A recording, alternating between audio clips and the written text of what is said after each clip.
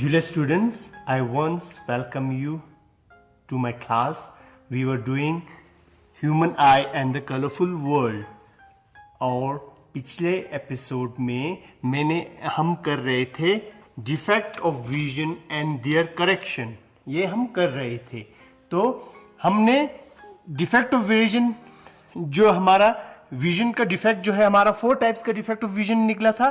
First था हमारा myopia, जिसको हम नियर साइटेडनेस या शॉर्ट साइटेडनेस भी कहते हैं, जिसमें कि हमारा जिसको ये प्रॉब्लम होता है, मायोपिया का प्रॉब्लम होता है, उनको नियर साइटेडनेस मींस नजदीक का चीज तो उसको क्लियर नजर आता है, मगर दूर का चीज उन्हें क्लियरली नजर नहीं आता है। ठीक है, तो ये इसमें क्या होता है, जो इमेज फॉर्मेशन है वो हमारा in front of the eye lens, in front of the retina के आगे जो है हमारा इमेज फॉर्मेशन हो जाता है, और इसको करेक्ट हम with the help of a diverging lens, जिसको हम कॉन्केव लेंस कहते हैं, डाइवर्जिंग लेंस के मदद से हम इसको करेक्ट करते हैं। सेकेंड टाइप जो है वो हमारा हाइपरमेट्रोपिया है। हाइपरमेट्रोपिया को हम फार साइटेडनेस भी या लॉन्ग साइटेडनेस भी कहते हैं। ठीक है बच्चों, इसमें हमारा क्या होता है, इसमें जिनको ये डिफेक्ट होता है, हाइपरमेट्रोपिया का डिफेक्ट होता है, उन्हें दूर का चीज तो नजर आता है, मगर नजदीक की चीज वो उनको क्लियरली नजर नहीं आता है। ठीक है, इनमें इनका नियर जो पॉइंट है इसमें डिफेक्ट हुआ है। तो इस केस में हम कन्वर्जिंग लेंस यूज करते हैं, जिसको हम कॉन्वेक्स लेंस भी कहते हैं। ठीक है बच्चों, ये हमने पिछले एपिसोड में डिटेल में किया हुआ है, और मैंने पिछले एपिसोड में ये भी बताया था आपको कि जो हमारा थर्ड टाइप का जो हमारा डिफेक्ट ऑफ विजन है वो है एस्टिग्मेटिज्म, जो आपके बुक में नहीं है पर आपको ये मालूम होना चाहिए। ठीक है बच्चों, तो एस्टिग्मेटिज्म है। एस्टिग्मेटिज्म में क्या होता है, इनका जो कॉर्निया का शेप जो है वो स्फेरिकल नहीं होता है। कॉर्निया का शेप स्फेरिकल नहीं होने के वजह से यहां पे शार्प इमेज नहीं बनता है, तो वो जिस चीज को देखता है दिखाई उनको देता है, मगर जो उनको दिखाई देता है वो ब्लर होता है। ठीक है, तो उसको करेक्शन करने के लिए हमने कौन सा लेंस यूज किया था, हमने एक सिलेंड्रिकल लेंस यूज किया था, जिसके बारे में मैंने डिटेल में पिछले एपिसोड में मैंने डिटेल में आपको बताया। तो पिछले एपिसोड में हमारे पास टाइम कम था, इसीलिए हम 4th type of defect of vision हम नहीं कर पाए। ठीक है बच्चों, तो आज हम इसके बारे में पढ़ेंगे। यह है हमारा प्रेस बायोपिया, जो हमारा 4th टाइप ऑफ जो हमारा डिफेक्ट जो है वो हमारा है प्रेस बायोपिया।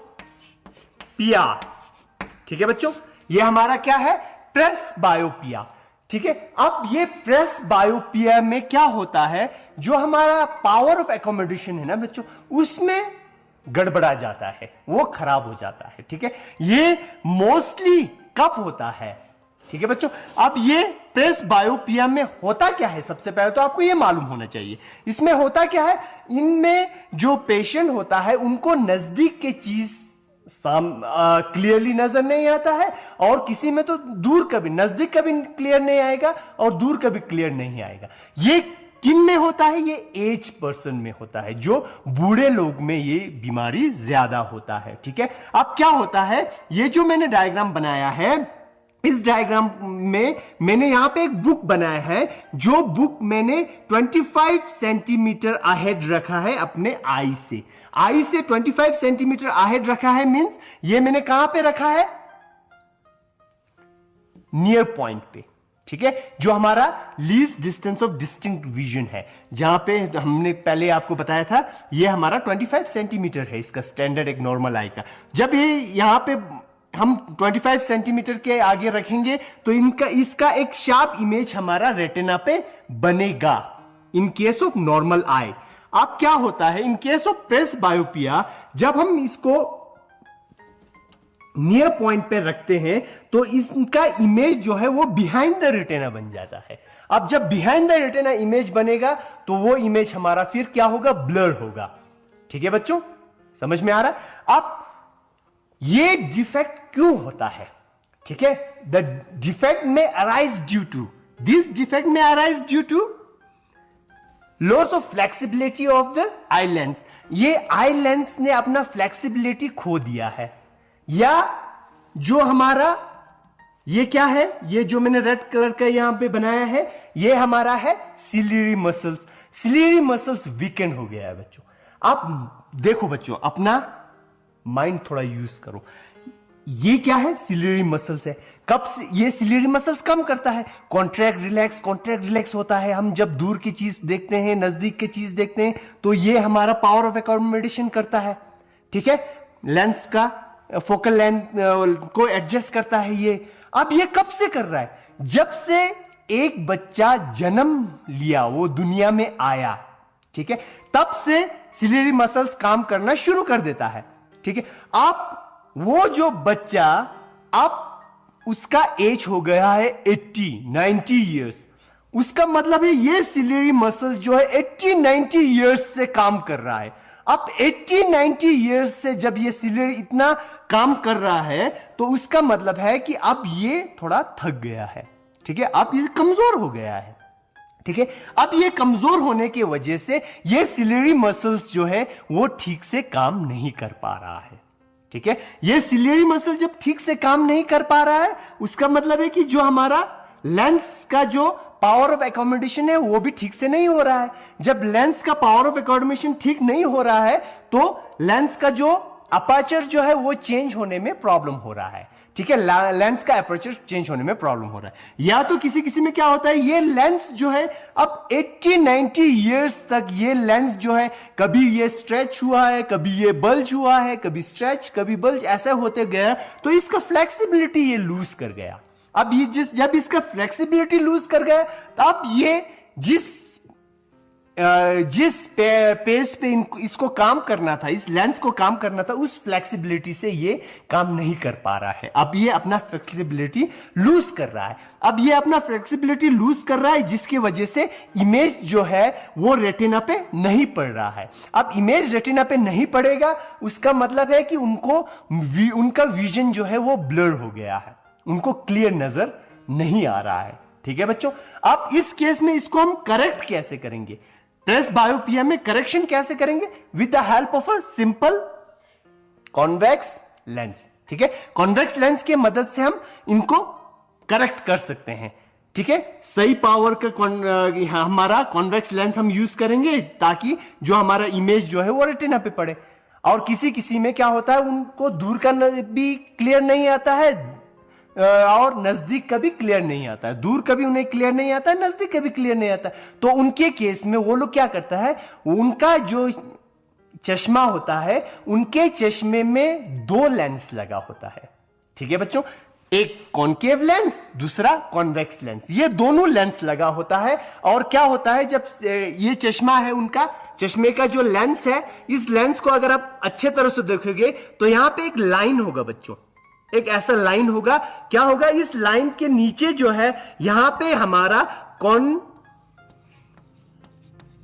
कॉन्वेक्स लेंस होगा, ठीक है। नीचे की ओर कॉन्वेक्स लेंस होगा और ऊपर की ओर कॉनकेव लेंस होगा बच्चों, ठीक है। किसी किसी लेंस में ऐसा होगा, आप देख लेना, अपने दादा दादी का लेंस चेक करना, किसी किसी में क्या होगा, ये इनको कहते हैं बायफोकल लेंस। तो बायफोकल लेंस में क्या होगा, ऊपर जो है वो कॉनकेव लेंस होगा और नीचे जो है वो कॉन्वेक्स लेंस होगा।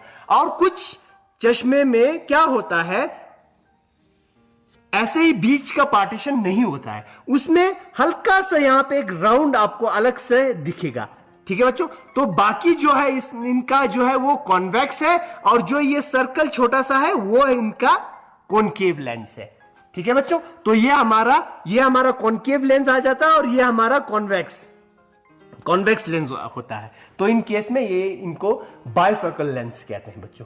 With the help of this bifocal lens, अब वो क्या करता है, जब नजदीक चीज पढ़ना है तो हम सर झुका के पढ़ते हैं ना, तो ये नीचे से हम पढ़ लेते हैं। जब दूर की चीज देखना है तो सर उठा के देखते हैं, तो ऊपर से दिख जाता है उनको क्लियर। तो इनका ये जो प्रेस बायोपिया का प्रॉब्लम जो है वो सॉल्व हो जाता है with the help of a bifocal lens, ठीक है बच्चों। तो अभी जो हमने ये 4 डिफेक्ट के बारे में पढ़ा, ये हमने देखा कि इनका करेक्शन जो है हम with the help of a lens हम इनका करेक्शन कर पा रहे हैं, ठीक है।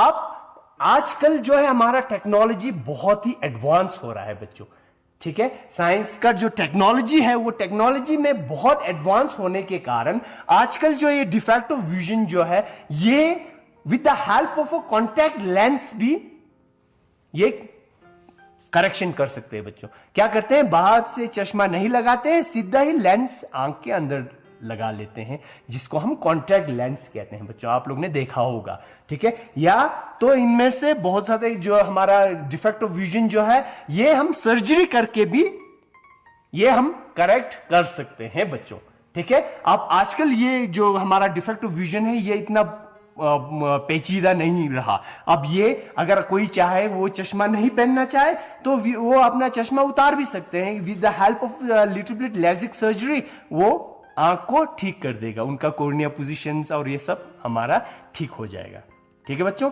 ये हो गया हमारा ह्यूमन आई के बारे में, ह्यूमन आई के डिफेक्ट के बारे में। अब आपको मैं कुछ बातें बताना चाहता हूं बच्चों। जो हमने पहले कहा था आई जो है वो बहुत ही इंपॉर्टेंट है, ठीक है। और हमारे चैप्टर में भी human I and the colourful world लिखा है। With the help of this eye, we can see the very beautiful nature, जो हमारा नेचर जो है बहुत ही सुंदर है, with the colorful, बहुत कलर है उनमें, ठीक है बच्चों। अब वो कलर जो है सिर्फ आंख से देख सकता है। अगर आपने आंख बंद किया तो आप कलर को महसूस नहीं कर पाते हो। गर्म है, ठंडा है, ये आप महसूस कर सकते हो। किसका आवाज है, ये कुत्ते का आवाज है, बिल्ली का आवाज है, पापा का आवाज है, मम्मी का आवाज है, ये आप आंख बंद करके आप आइडेंटिफाई कर सकते हो। मगर रेड, येलो, ब्लू, ग्रीन, ये जो कलर्स जो है ये आप नहीं इमेजिन कर पाते हो, ठीक है। अब जो एक बंदा जिनका आंख जो है वो ठीक नहीं है, जिनको हम ब्लाइंड कहते हैं, ठीक है, विजुअली इंपेयर्ड, ठीक है, विजुअली इंपेयर्ड, जो एक अंधा आदमी है, अब उनको तो सब कुछ ब्लैक ही ब्लैक है, उनको दिन को भी ब्लैक, रात को भी ब्लैक, उन्हें कुछ नजर नहीं आता, उन्हें सुनाई सब कुछ देता है मगर कलर वो नहीं पहचान पाते।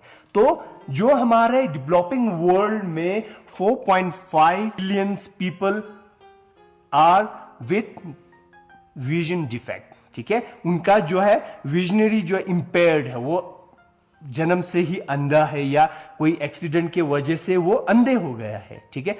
अब उनमें भी 1.3% जो है, ठीक है बच्चों, उनमें भी अराउंड 1.3% का जो है वो जो है वो कॉर्नियल डिफेक्ट की वजह से वो अंधे है बच्चों, ठीक है, कॉर्नियल डिफेक्ट की वजह से अंधा है। और उनमें भी 60% जो है वो बच्चे हैं बच्चों below the age of 12, below the age of 12 बच्चे हैं जो अंधे हैं, जो इस ब्यूटीफुल वर्ल्ड को देख नहीं पाते हैं क्योंकि उनका आंख जो है काम नहीं कर रहा है, ठीक है, वो विजुअली डिफेक्ट।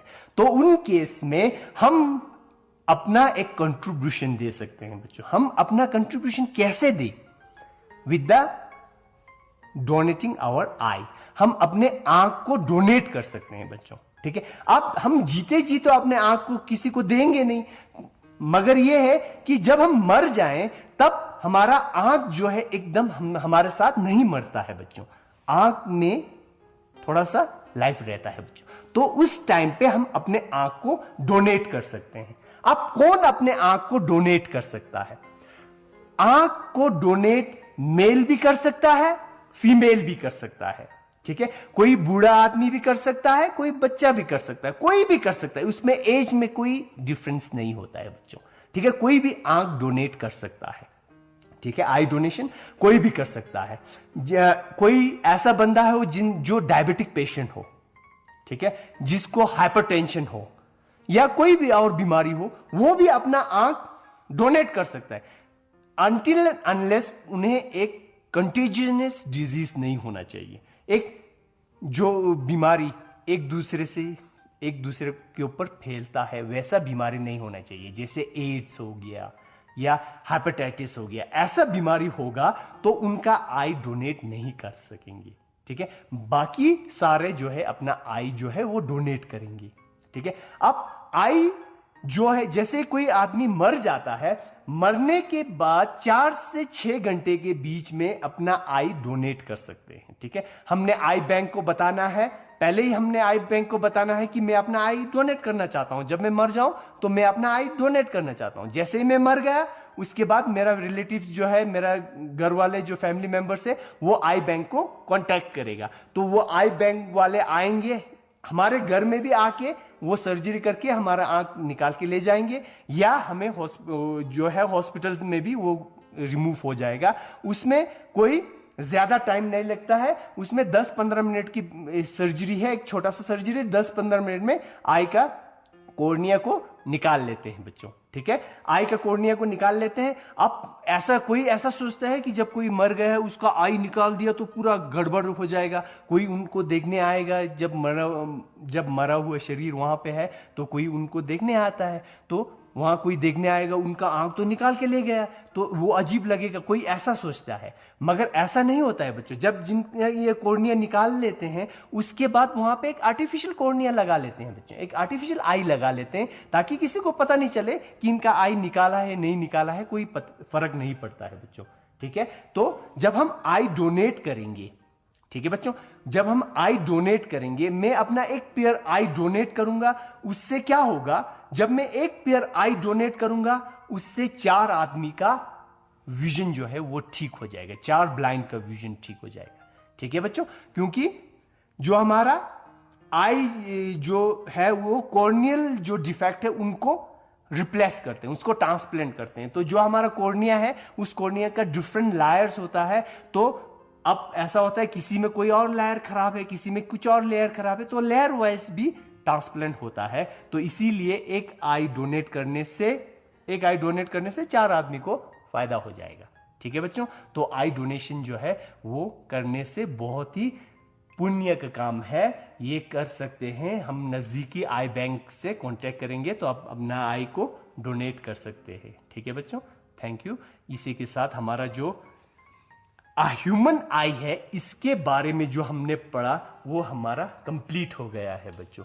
ओके बच्चों, अब जो हमने ह्यूमन आई के बारे में हमने पढ़ लिया है डिटेल में, अब हमारे पास आ जाता है जो हमारा सेकंड टॉपिक है, कलरफुल वर्ल्ड। इसके बारे में आप नेक्स्ट जो हमारा टॉपिक जो है वो है refraction of light through a prism.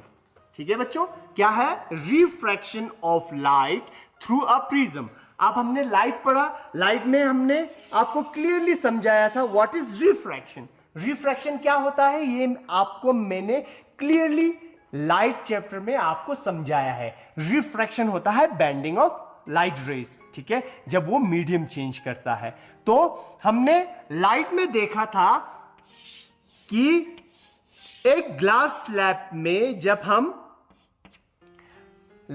जब एक ग्लास स्लैब में लाइट इंटर करता है तो वहां पे ग्लास स्लैब के अंदर थोड़ा सा बेंड हो जाता है, फिर वो स्ट्रेट जाता है और फिर यहां से निकल के आ जाता है इमर्जिंग रे। और जो हमारा ये इंसिडेंट रे है, ये हमारा इमर्जिंग रे है। जब इनको हम बैकवर्ड जो ड्रॉ करेंगे तो हमें क्या नजर आता है, जो हमारा इंसिडेंट रे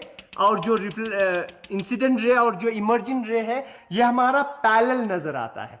ठीक है, ये दोनों रे जो है ये पैरेलल टू ईच अदर होता है।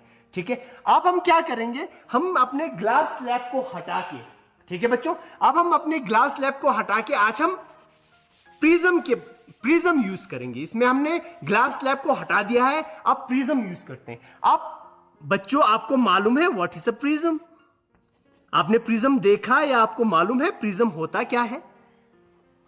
हाँ बच्चों, अगर आपने नहीं देखा है तो ये देख लीजिए, ये एक प्रिज्म है।